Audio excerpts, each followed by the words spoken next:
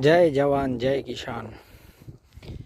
આજે આયડા ગામમાં અને અમારા ખેતરમાં જંગડિયા ડેમનું પાણીનું આગમન આયડા ગામના ખેડૂતો દ્વારા મળીને નાલી સાફ કરી અને બધાના સમિતિના સહયોગથી આજે પાણી જંગડિયા ડેમનું પાણી આવી ગયું। जय हो भारत माता की जय। जय हो जल देवता की जय। भारत माता की जय।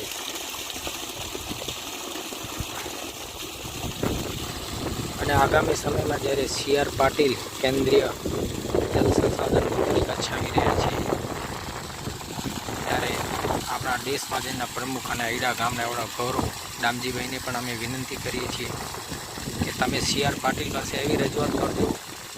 આપણને કોઈ પણ નવું ડેમ નથી જોઈતું।